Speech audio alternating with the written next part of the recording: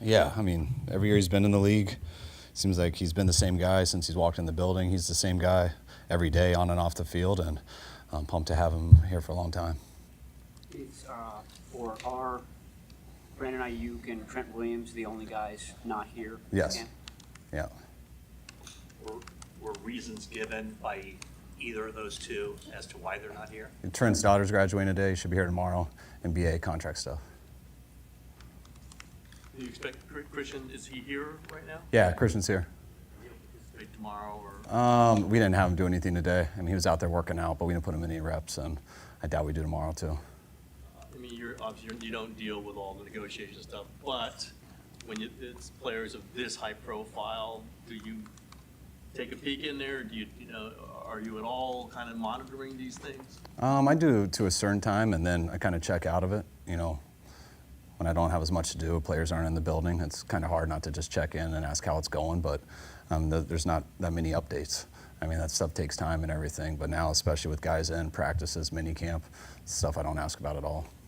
Kyle, up to this point, when we've asked you about Brandon, you've said it's voluntary, and in similar situations the last 4 years, people in contract situations have been here for the mandatory minicamp.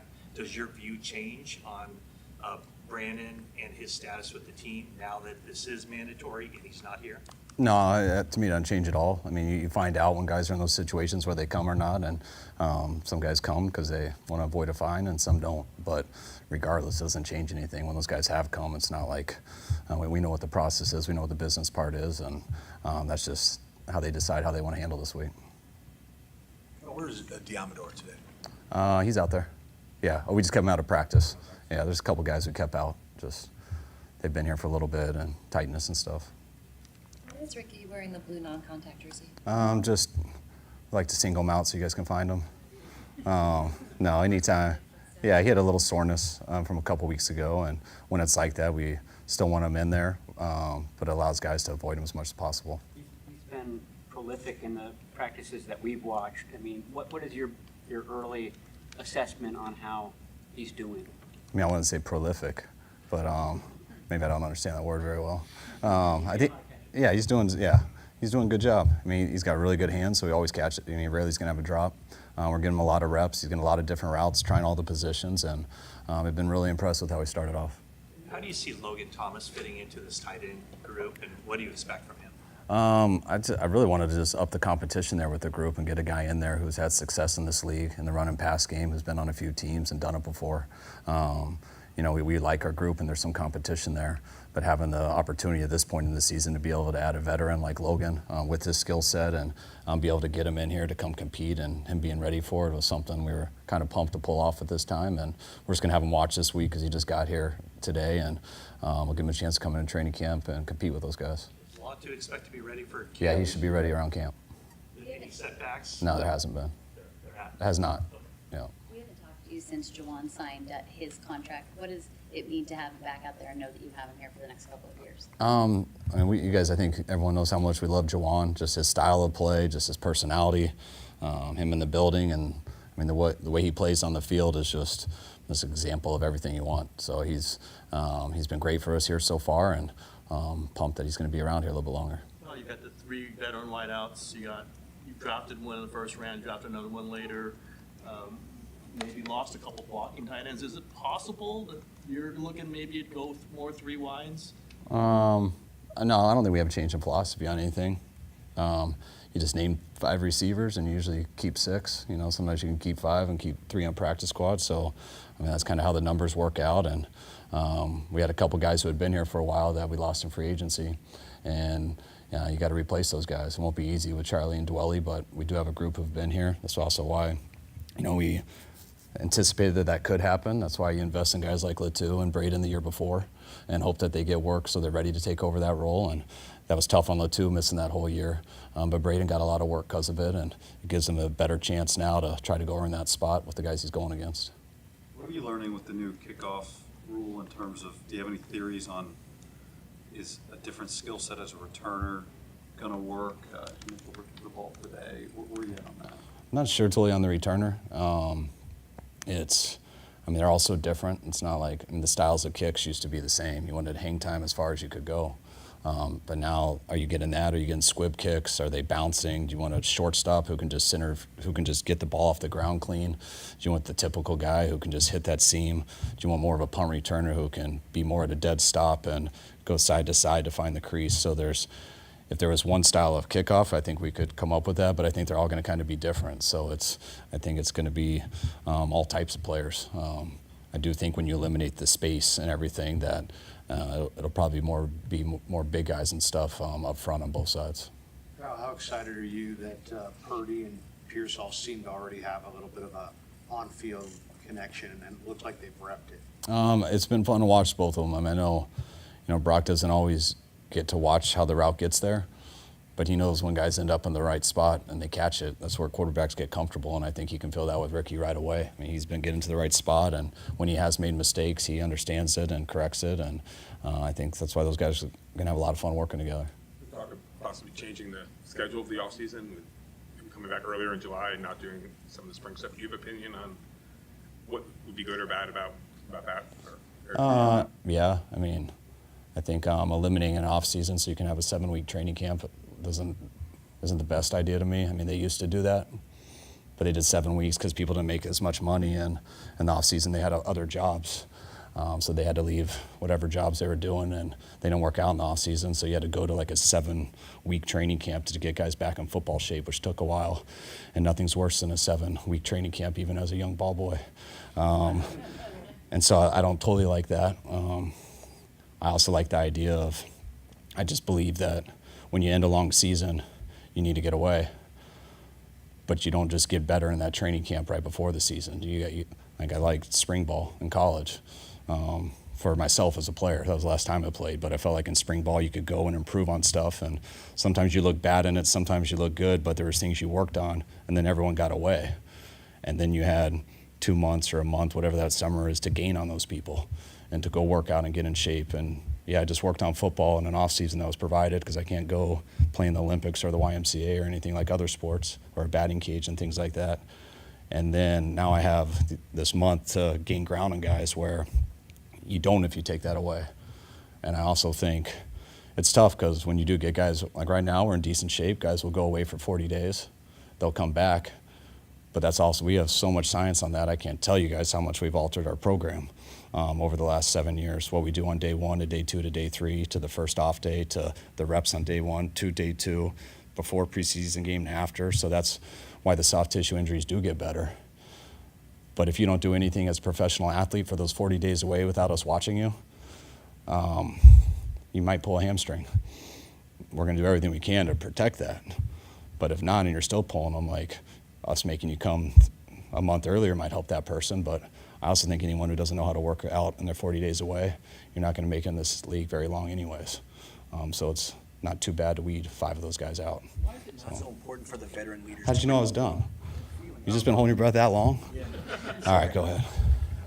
Why is it not so important for the veteran leaders to participate in these practices? Is it because you're installing things that they already know? No, it's that, I mean, you want all guys to work and stuff, but like, and I don't think anything hurts people, but you can get hurt anytime, whether it's here, whether it's anywhere else. But when guys haven't been here through phase 1, phase 2, phase 3, just to throw them out there and that stuff, we're not going to risk that. And when I think of the risk reward on that, I'm definitely not going to risk it, because no matter what happens today or tomorrow, no matter what happens, we are going to get away and we're going to come back for 40 days.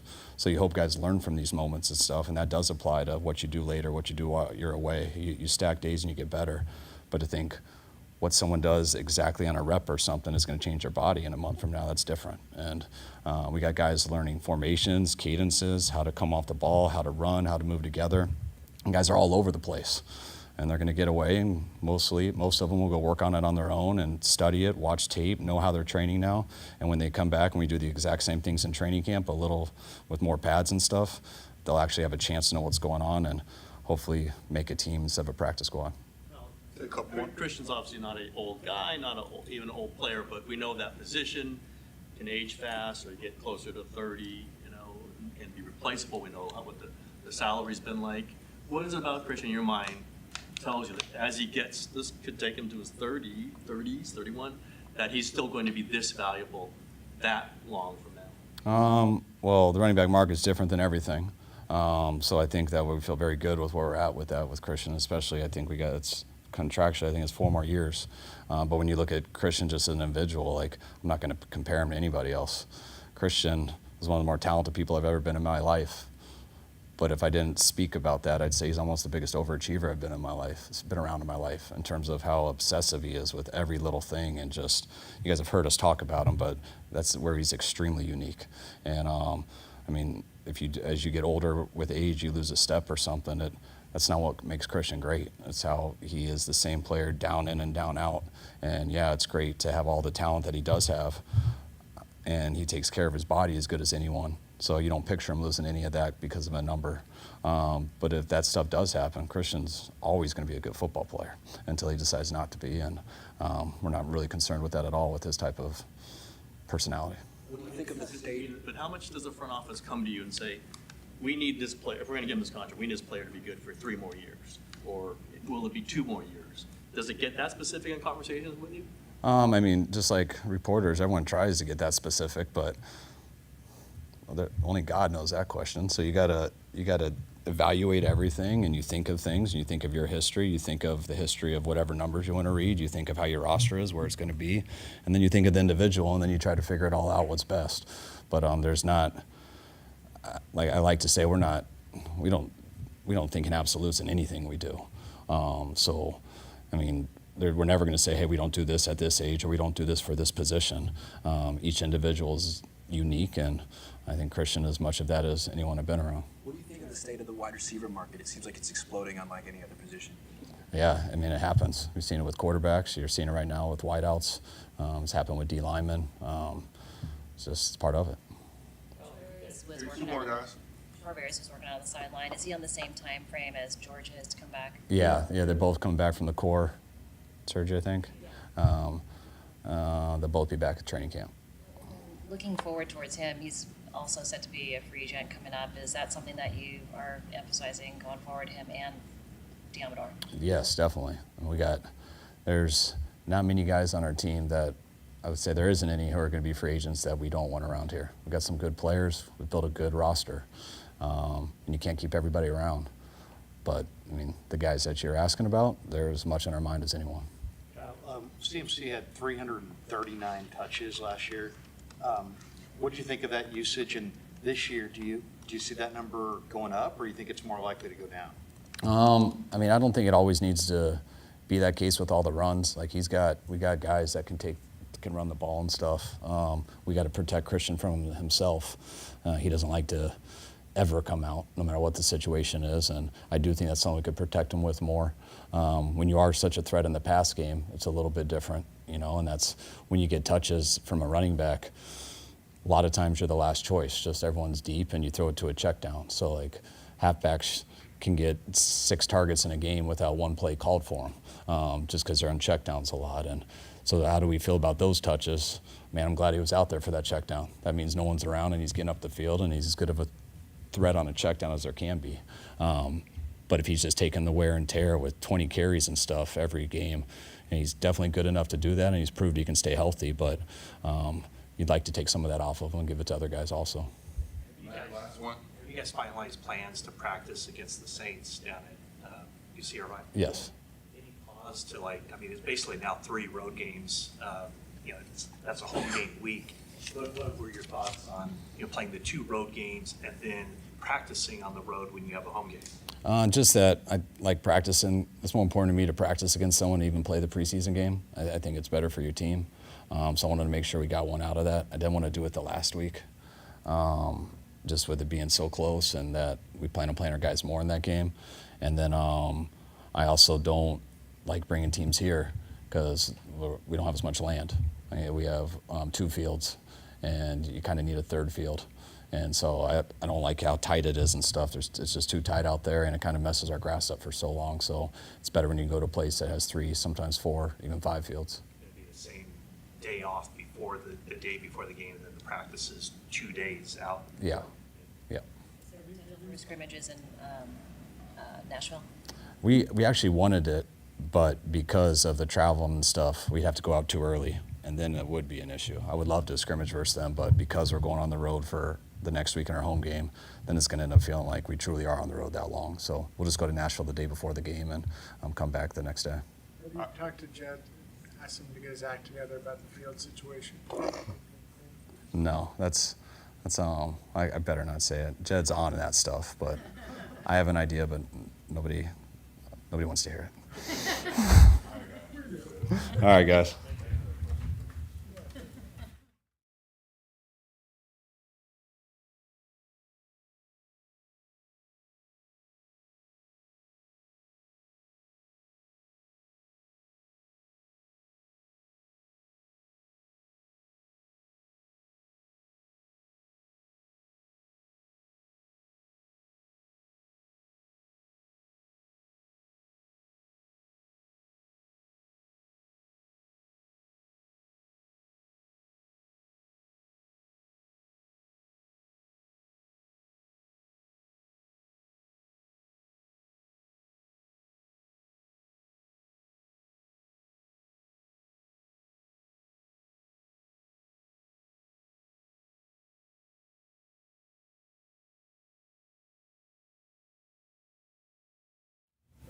Deebo, what's been your first impression of Ricky Pearsall and how he's fit into the offense? Been really impressed. Just going back and watching Ricky, he's very fluent in and out of routes, and he got really good hands. What kind of advice are you giving to Brandon during this time? Much as I can, actually. I know this is a stressful time, and he's done a tremendous job throughout his career here, and when it comes to things like this, it get tough, and some things you kind of take personal, and it's just like overall, it's just a stressful process, to be honest with you. Kyle said Ricky's working at all three positions. Do you remember as a rookie how hard it was to try and pick up on all the nuances of the offense? Oh yeah, for sure. This is one of the most complicated offenses I've ever been a part of, and this is the only one I've been a part of. So, still to this day, it's still new stuff week in and week out. When you went through the process that Brandon's going through right now, did you feel like the stress of it affected you in any way that year? Oh yeah, for sure. At the end of the day, you want to get what you deserve, and at the end of the day, you hope it happens, but it's not going to happen in a timely manner that you want it to happen. It's just, it's just a waiting game, and just, in this situation, you just let his agent communicate with them, and they communicate back, and it's just a back and forth for a long time. What's it been like for you, having gone through that process 2 years ago, now to see so many other wide receivers almost on a daily basis getting theirs? Do you take pride in that position to see what other guys are getting? Oh yeah, for sure. It just shows all the hard work that other people put in, and people just getting what they deserve. Your name certainly kind of was brought up too around the draft, and John and Kyle did not deny that they'd at least take calls on you, on Brandon, on anybody. Did you hear that, and what was that like to hear? Yeah, I heard it. Had a conversation with my agent about it. That was going back and forth with whoever it was, but it was a thing at first, but we done moved past it, so we're here to get better. It's been noted that you don't have a lot of money next year, so possibly they could get out from that. I mean, do you realize that when you sign the deal almost, or does it hit you now? This might be your last year. I mean, at the end of the day, contract was signed. I know what I signed up for, and we just focus on this year. We've seen a lot of veterans not participate in OTAs and minicamp. Why was it important for you to be on the field for OTAs and minicamp? I came back phase 3 last year as well, so it's just like the routine that I've built, and I've always been here mandatory minicamp, so I mean it's just the routine I have. Why the change to number 1, and how does it feel being in it for a little while now? It was good. That was the only number I ever wore in my life, so I always wanted to go back. I actually offered Jimmy some money not to wear it the year that he wore it, and he wasn't going for it, but he just sold it to Stephon, but whatever. So, I mean, it was cool to get the number back and just, get the Samuel Senior on the back of my jersey, kind of represent me and my son. Deebo, what do you do in these 40 days between now and camp? Do you ramp it up? Do you run? What's your workout? Does your workout change? For sure, you got to take a break.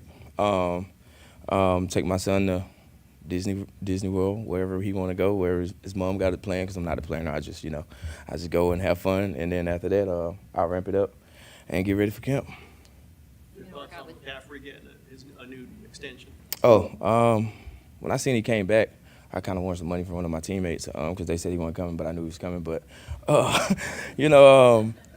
nobody want to give up money, but anyways, it was kind of cool to see it get done. You know, like I said, it's just good to see people get what they deserve, and at the end of the day, we move past it, and we're just getting better and better every day. Will you work out with Trent again? Huh? Will you work out with Trent Williams sometimes, right? Not really. Sometimes.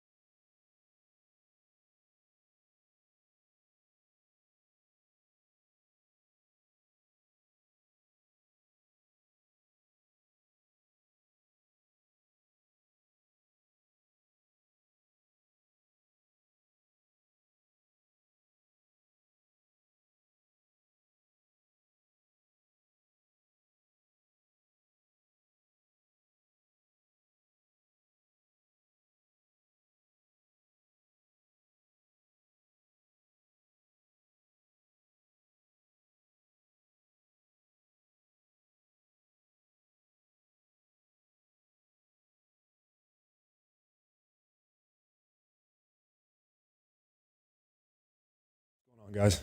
You can be able to help pay for the wedding now? Hope so. Coach, one last few weeks, like I assume you were asking or were in talks for this extension. How did that kind of process go? Yeah, it's business is business. It's part of this game. Both sides were mutually very respectful the whole time, and just proud and happy that we got something done. Last year at this time, there was so much talk about the running back market and whether, how important is it for you to continue to try to keep raising that bar for the position group as a whole? I think it's really important. I think, running backs have been undervalued for a long time now, and hopefully this is a step in the right direction. You were prominent last year during OTAs for the amount of work that you were doing in the practices. Were you able to kind of do that workload elsewhere while this was all being worked out? Yeah, there's no substitute for being on the field with the guys to practice football, but you do the most you can with what you have. Christian, you had an amazing year last year, but it's been said that you've obsessed a little bit on the fumble in the Super Bowl. Is that an accurate description? How do you view it, and how has it served as a motivator? Yeah, I don't harp on one play, bad or good, especially going into a new year, completely new year. You just got to focus on one day at a time and just stick to your process, whatever that may be. But last year's last year, whether we won or lost. We're deep into the offseason now, ready for this next year. Your time in this organization, what has made you just happy that you are going to be here for the next several years, and not just respect your prior organization, but kind of what makes you happy here? I really appreciate the players on the team. I think anytime you sign an extension, obviously you're individually really happy, but then you also have to think about the other guys on the team who have helped you get there and who are a big part of your individual success. So I really, I'm very thankful that I'm on a team with guys like that, with a great staff, just an overall great organization, takes care of the players. And so I've had nothing but an amazing experience in my time here, and I'm really fired up that I'm staying. Just wondering what it was like to walk out in the field. I saw you shaking hands with a couple of players when you first got out there. What was the sense of relief? Yeah, I think it was awesome. I'm very fortunate, man. I'm really blessed, and thanking God every minute just because I feel really good. But at the same time, we got to win football games, and that's the business side of it. And you got to learn how to separate the business side, and then when you're back on the field, make it about the football side. But I'm definitely not just ignoring it. I'm happy. I'm excited about it, and appreciate the guys on the team. Initial impressions of Isaac Rendo? I think he's great. I've been with him for one day. I think all three of the new running back additions are fantastic. They're smart, they're detailed, they go about it the right way. You can tell that instantly. And, listen. Coach T's on them, and they listen, they respond, take coaching well, and excited for all three of them in the room. What was it like for you watching the draft with Luke getting drafted, and what's he getting Yeah, that was awesome, man. It was emotional. It was so cool to he's like the little brother of the didn't really kind of hit me when I saw his name go across the board. You're like, damn, that's Luke's playing in the NFL. But I was just so proud of him, and I know how hard he's worked. I know the journey he's been on. I know the ups and the downs that he's gone through, and he's done nothing but persevere through them. So I'm fired up for him, and hopefully he has a lot of success. We always talk about championship windows, and we know how talented this roster is, but there's some multiple players on it too. And Armstead, had left the team this year. How much window do you see for this team? How much extended does this team have a chance to keep this window open and win a championship?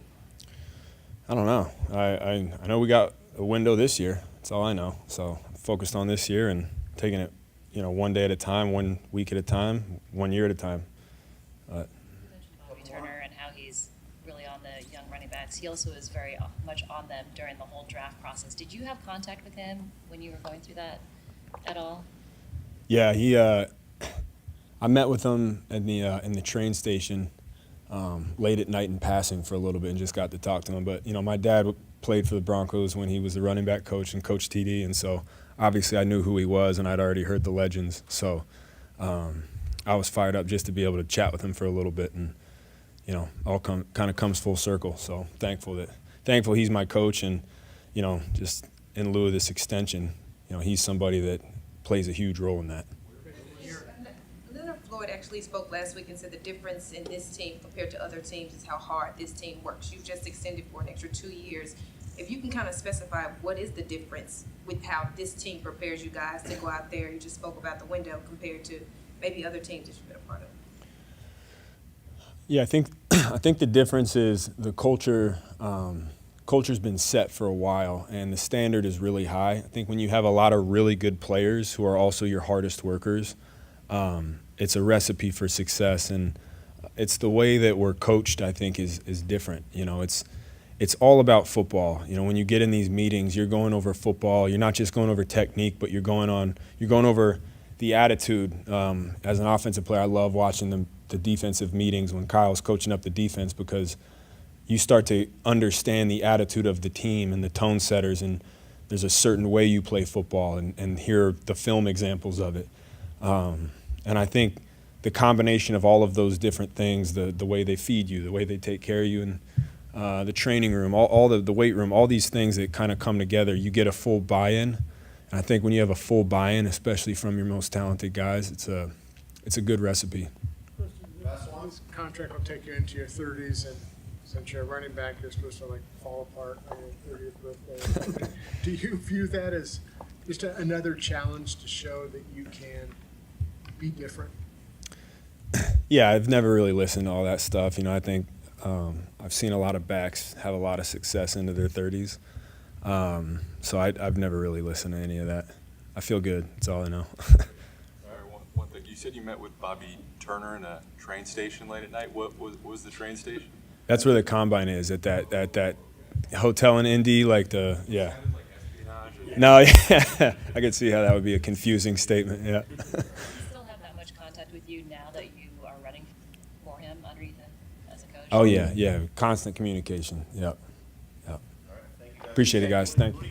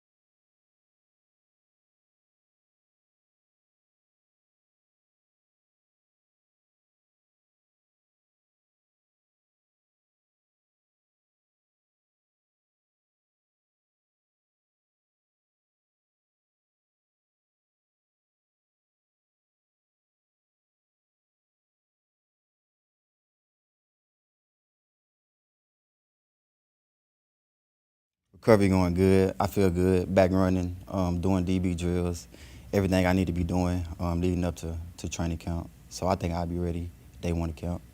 How challenging was it to play that second half of the season with the injury? You said how? How challenging was it? I done had this injury for like almost 4 years now, dating back to when I was in KC. So, I mean, it just started to get a little worse over time. You know, the grind of a football season. So it started to wear on my body a lot. So, I mean, I just felt like I had to get it done. I mean, I was balling the second half of the season. So, you know, it really didn't take much of a toll on me. Seemed like it. When you say it got worse, I mean, was it, like you mentioned, you were playing well. But Yeah. Did it get more difficult just to play through it? Just like my day-to-day life, like just sitting down, my lower back started to hurt. Driving the car, sitting in the car for a long period of time, my body was just aching just doing that. And once, you know, my back started to hurt, I'm only like mid-20s. It felt like I was 35, 40 damn near, so I had to get it done when that started happening. We're obviously had a great season last year. What are you looking to improve, or what aspects do you think you can get better? Capitalize on a lot of missed opportunities I had last year. I feel like I could have had almost 10 interceptions last year. So I want to just, you know, make more plays, try to become more of a leader, more of a talker. I'm kind of like the old head of the DB group now. So, yeah, I just become more of a leader and make more plays, be better than I was last year. What are your initial impressions on the young guys coming in? I haven't been with them too much because I've been rehabbing, but just watching film, I think Ronaldo, that's his name, right? Ronaldo. I didn't know if it was Ronaldo or Ricardo, but I know he can play. I know he can play just by like watching film. He's super sticky in coverage. I think he's smart. Once he get a little more reps under his belt, I think he's gonna be a baller for us. Mooney, you know receivers. What do you think of Pearsall and Cowing, the two rookies so far? Cowan's super fast, like real fast. Ricky, he's shifty, got good moves, good hands, create a lot of separation. So I think those guys are going to help us out a lot this year for sure. The Nick Sorensen kind of defensive coordinatorship is going to be like, it's kind of set a tone right now? You said, do I have a feel? Yeah. Oh, well, Nick been around, you know, for a while here in San Francisco. So, I mean, I think it's going to be status quo. We're going to be the same defense, probably, hopefully, you know, fly around a little bit better and try to get over the hump and win the Super Bowl. I think only way we can get better is become a championship defense. We'd have been to the conference championship, Super Bowl. We just haven't won it yet. So, yeah. Have you spent any time with Brandon Staley? I know he's spending most of the time with the DBs. Like I said, I've been rehabbing a lot, so I haven't been with the coaches a lot. But I know he's super smart. Seemed like a good coach, funny. I talked to some of the other guys about him, about his coaching style. They say they like him. So I'm pretty sure I'll fit right in and, you know, have a good relationship with him. You've been on a Super Bowl winning team and you've been on a Super Bowl losing team. Yeah. Are there any intangibles, like in the mental approach to the game, that you noticed that were different in those two situations? I don't want to sound dumb, but what you mean by intangibles? Obviously, you prepare hard on both sides, but Mm-hmm. were there any mental things that you noticed that were different last year as opposed to when you were on the Kansas City team where you won? I honestly, I think we was the best team. We was the better team. They just, well, I wouldn't say better team. They were the better team because they won, but I feel like we had a little more talent, but they just had the best player in the NFL. So, I mean, they got it done. That's point blank period. Mm-hmm. Going into the last year deal here, how important is this year for you? And would you like to get something done to stay around, or do you want to kind of play this out? Talking about a deal? Yeah, I like to stick around. I feel like it's a good team. They love me here. I love it here. Love all the coaches, love my teammates. But, you know, I just let my agent handle it. That's the business side of things. I'm just do my job, go out there and ball, you know, put the pressure on them. You know, hopefully they give me a bag. If they don't, I know it won't be like any bad blood in between me and them. It's just like, it'll be a business decision. But I'm pretty sure they'll like to have me, and I'd like to stay here for sure. Mooney, how excited are you to have Floyd with Bosa up front this year? Leonard Floyd, right?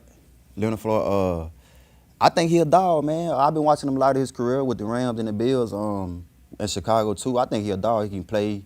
It seems like he got a lot of good energy by himself. He play hard. He run to the ball. So hopefully it just make my job a whole lot easier, you know what I mean? Well, he is 8-9-year vet, maybe 10-year vet. So he an OG, so I know he gonna get the job done whenever he in the game for sure. Do you plan on going back home to do the rest of rehab during the 40 days off? Yeah, I'm going back home. I got to be with my family a little bit. Yes, ma'am. Traveling during the off season, how life-changing was that? I went to a lot of places. I went to Africa. Feel like it's one of the best countries.